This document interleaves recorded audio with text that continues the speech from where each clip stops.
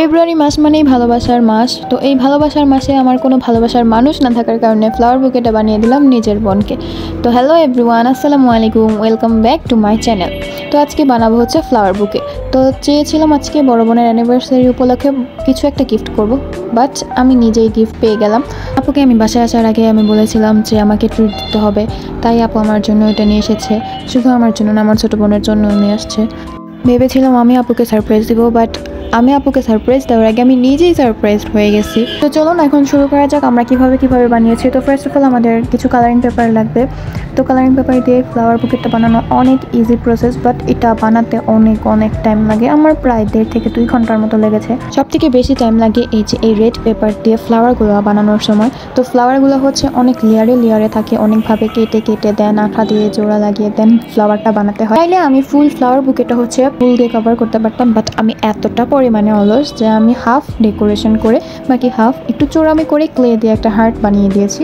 তো এখন আপনারা নিজে ফুল প্রসেসটা দেখে নেন। আই থিঙ্ক আপনারা প্রসেসটা দেখে বুঝে যাবেন যে আমরা কীভাবে বানিয়েছি। অ্যান্ড এই ফ্লাওয়ারটা আমরা ছোটোবেলা থেকে পরিচিত। স্পেশালি আমি যখন ছোটোবেলা ক্লাস 1-2-তে থাকতাম, আমাদের যখন ক্লাস পার্টি হতো তখন দেখতাম।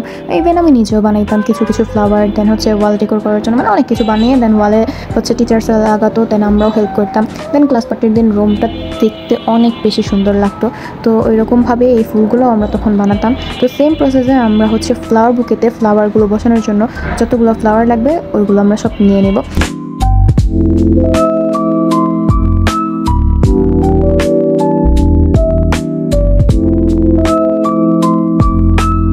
ফ্লাওয়ার বুকেটা যেন একটু ফুলা ভাব দেখা যায় অ্যান্ড নিচে দিয়ে ফুলা লাগে, এই জন্য আমরা ভিতরে কিছু কাগজ দিয়ে দেবো। অ্যান্ড হচ্ছে একটা কার্ডবোর্ডকে রাউন্ড শেপে কেটে তার উপরে একটা রেড পেপার দিয়ে কভার করে ওটা হচ্ছে বুকের উপরে রেখে দেবো, যেখানে আমরা ফ্লাওয়ারগুলো গ্লু দিয়ে লাগিয়ে দিব। তো এরকম করে আমরা তাড়াতাড়ি একটা ফ্লাওয়ার বুকে পেয়ে গেলাম। এই ফ্লাওয়ার বুকেটা বানাতে আমার 1.5 ঘন্টা লেগেছে, ট্রাস্ট মি, বাট এখানে আমি অনেক চোরামি করেছি। তো ফ্লাওয়ার বুকেটা এখন রেডি, বাট দেখতে খুবই একদম নর্মাল লাগছিল, সিম্পল। তো ভাবলাম যে একটা বো বানানো যাক, যেহেতু এটা অনেক ট্রেন্ডিং একটা জিনিস, তাই আমি একটু ট্রাই করলাম। তাও আমার বোটাও মেবি অত একটা সুন্দর হয় নাই। তো যাই হোক, এই যে আমার বোটা এখানে রেডি। তো বোটা লাগানোর আগে এখানে আমি আরেকটা রেড পেপার দিয়ে লাইন ড্র করে নিচ্ছি, যাতে আরেকটু সুন্দর লাগে, গর্জিয়াস টাইপের লাগে। তো এখন হচ্ছে কাজ হচ্ছে আমাদের বো লাগানো। তো বোটাকে সুন্দরভাবে লাগিয়ে নিচ্ছি গ্লু দিয়ে। তারপরে এটাকে কিছুক্ষণ ধরে রাখতে হবে যাতে ভালোভাবে এটা হচ্ছে আটকে থাকে, বারবার ছুটে যেন না যায়।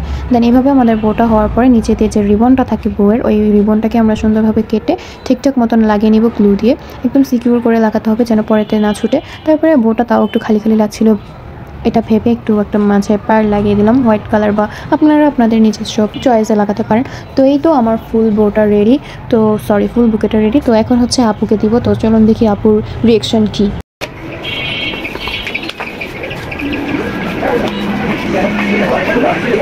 এই না, ওইটা দুলা ভাইয়ের দেওয়ার কথা ছিল, বাট আমি দিলাম। চলে বলো থ্যাংক ইউ, ওয়েলকাম। তো আজকে এই পর্যন্ত, সবাই ভালো থাকবেন, সুস্থ থাকবেন, আল্লাহ হাফেজ।